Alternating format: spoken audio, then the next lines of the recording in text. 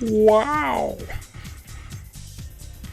Donde está? We are the Island Guardians, the 14th best place to find Pokemon TCG content and Pokemon content in general.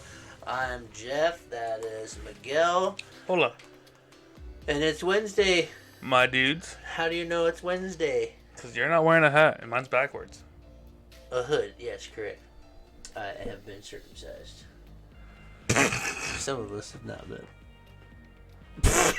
Not yet. Anyways, it is Wednesday. WWDU. I don't remember the number. 33. 34. That's a lie right there. 34. Trente Quattro. Yeah. Alright, cool. Thanks for trying. I appreciate that. What's 34? Trente Quattro.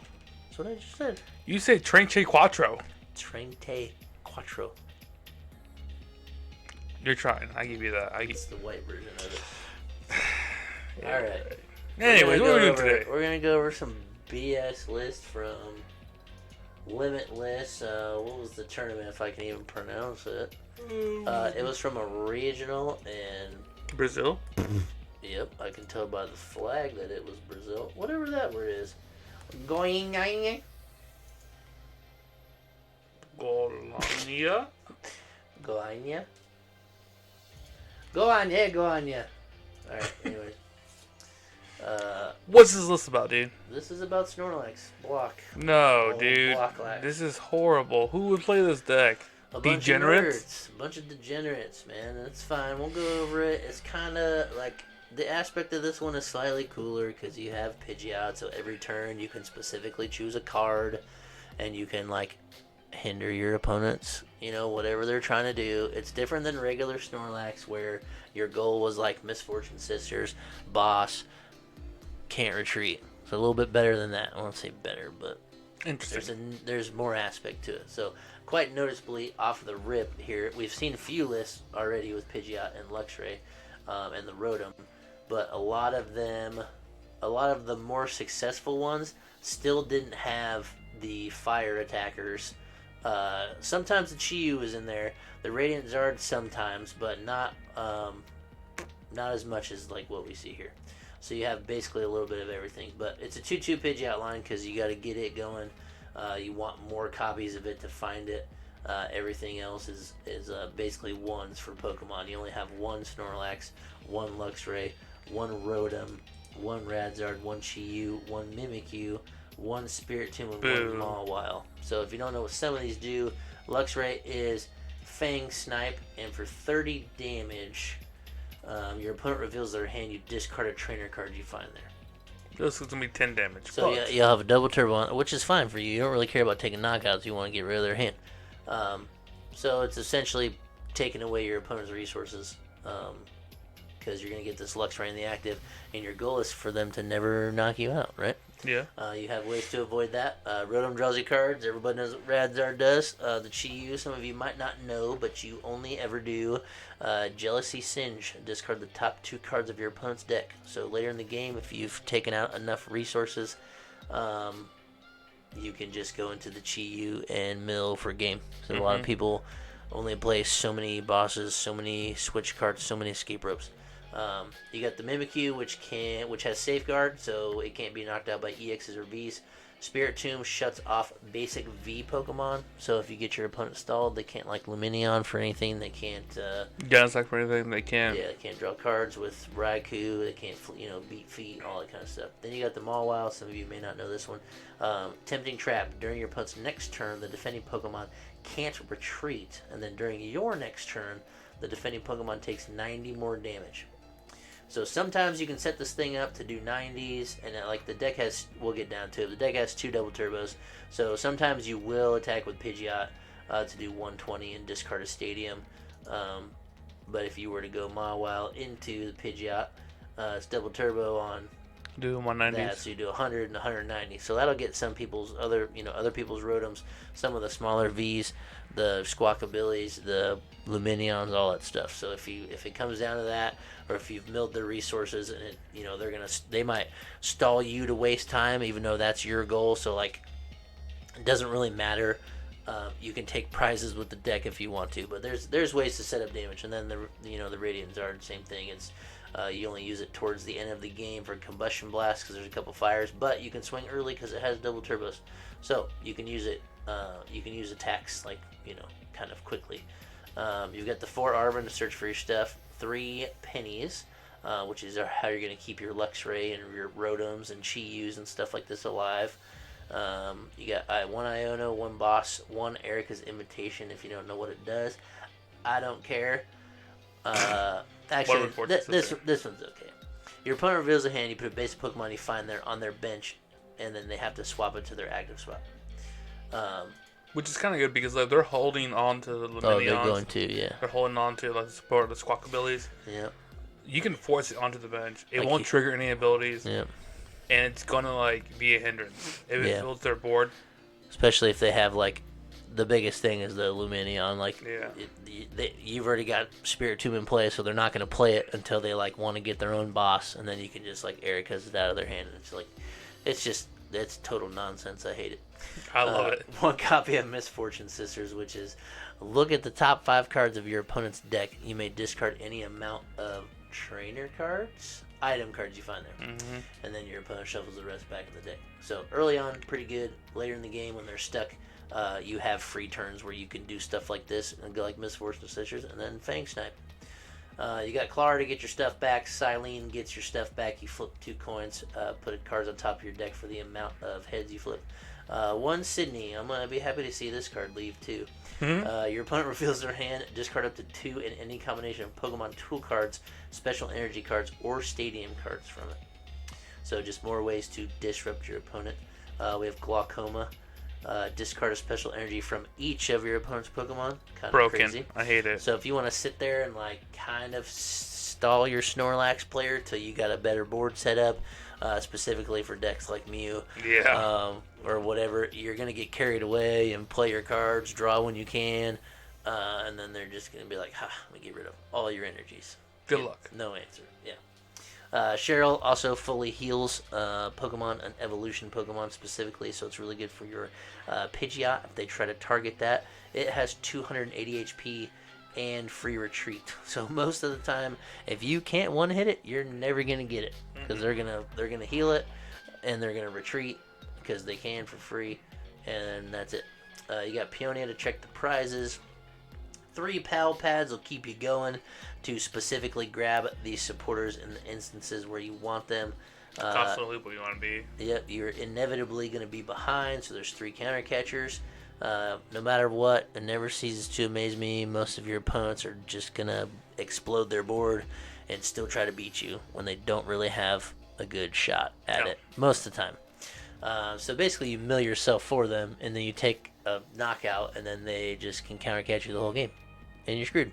Yeah. 3 Nest Ball, 2 Candies, 2 Poke Gears, 1 VIP Pass, 1 Ultra Ball, 1 Heavy Ball, 1 Switch Cart, 1 Lost Vacuum, 2 Bravery Charms, 1 Seal Stone, 1 Defiance Vest, which I think this one's kind of interesting.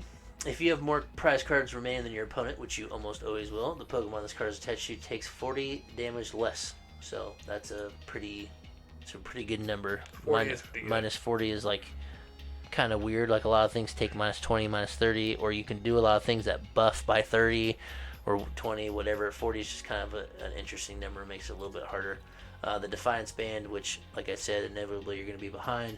That adds 30 damage to your attacks if you are behind in prize cards. You got the 2 Stormy Mountains, so you can find your Luxray and your Rotom. That is what you want to find right away, so you can start drawing cards with instant charge or start Fang Sniping. Then you got the 1 Arzon, 1 Magma Basin, the 2 Double Turbos, and 2 Fires. So there you go. Later in the game, I mean at any point really, most Snorlax players are pretty good at keeping track of what you got, because that's how they're going to beat you.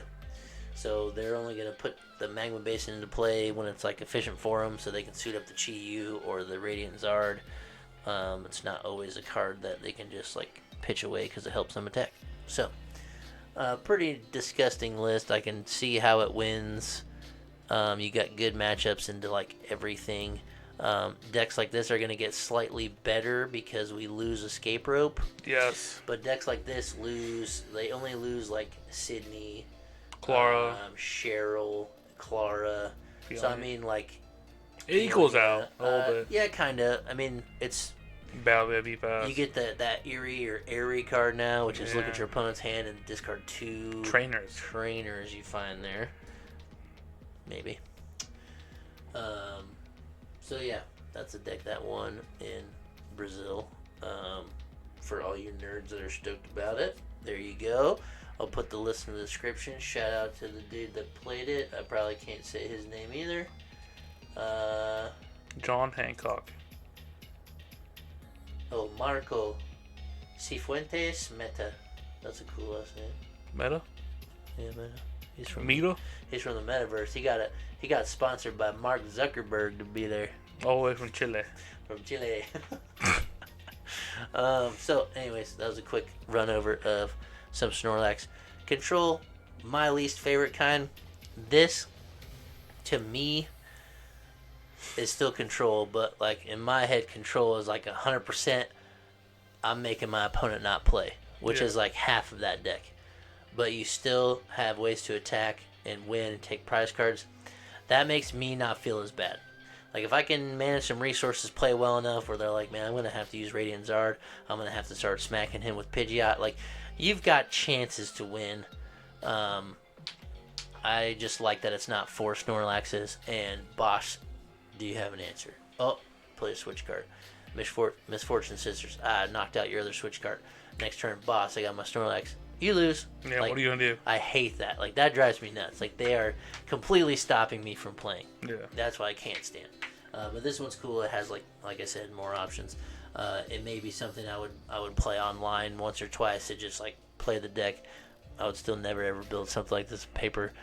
If I did, I'd just go throw it in the bonfire and light it up. But, yeah. That's Snorlax for you. Are you a Snorlax hater? Me personally? Can't really call it Snorlax. There's one in the deck. What do you think about it? What's your opinion on Control, at least this type of Control? I like it a lot. Because to play this level... yeah, I know, dude. To play at this level of this deck requires a high ceiling. Like, you have to figure out... You gotta have your IQ up there. Yeah, you got a lot of wrinkles in your gray matter, you know what I mean? It's true. Because you're always thinking of not just the current move, but the next 2 moves. Right, and you gotta know what your opponent's doing, but you could argue the same thing for the meta decks as well, right? You gotta be a couple turns ahead. Yeah, but you have to be more consistent. You are giving more consistency in the decks we play than this. This could break quickly, and you have to figure out quickly how do I get my setup? That's true. You gotta look at your opponent's discard pile, like, is this the turn I need to Sidney them? Like, do I have information of their hand when I used Fang Snipe? Yeah. Or is this my turn to, like, oh, their hand's bad, I'm gonna play Misfortune Sisters? Yeah. Like, you know, but once you get the Pidgeot and play it, that's just a straight cheat code. Like, whatever, anybody can play Pidgeot, but like, Quick Search is busted. That's just so good. Yeah. So we're gonna lose things like Rope, but we're also gonna lose Path to the Peak. So there's not gonna be very many ways to shut off Quick Search now, because Klefki's shuts off all basic Pokemon if it's in the active spot, yours and your opponent's. But the new Flutter Mane only turns off the ability of the Pokemon in your opponent's active spot. Not all. Just the active Pokemon. 14 best. 14's best? Alright, let me verify. Flutter Mane. Ability, Fluttering in the Night. As long as this Pokemon is in the active spot, your opponent's active Pokemon has no abilities. 14 best. I was right or wrong? You were subjectively right. I was correct. Yeah, whatever. So, yeah, we're going to have more things like Flutter Mane running around. I still think Klefki is pretty sick because no Escape Rope. I mean, Klefki is like straight up Lost Box shutdown because they can't Greninja. They can't draw any cards. And then they switch for Comfey, can't do anything. So, that was my argument, like, when Klefki could maybe be better than Flutter Mane. Yeah. I also really like the Klefki because the attack is Joust. And for 10. For 1 energy, you can knock off a tool from your opponent. Like, everybody's throwing down the booster capsules, ancient capsules. I think Klefki is, like, better than that Flutter Mane. Flutter Mane is 3 colorless, 90, snipe 20. Obviously, Manaphy exists. Most of the time, you're probably only going to hit the active for 90 if you ever try to attack with it. But I don't see that happening 3 energies for 90 seems bad. It's a lot. So I think Klefki's like really sick. Like if Roaring Moon and stuff like that, people get carried away. All the future boxes, the straight Iron Hands deck. Yeah. You just start knocking off the tools. Like you can give them a couple prize cards because they're gonna knock out your Klefki. But if you get rid of some of those tool cards, it makes it a lot harder for them. So that's my argument for Klefki over Flutter Mane. But anyways, that's a whole different tangent. But this was WWDU number whatever. 34? 34? That was pretty good. Thanks. No for me. Shut up, dude. Check in Friday for something. I just don't know what we're doing yet, but I got 2 days to think about it, right? Because today's one. All right. Later.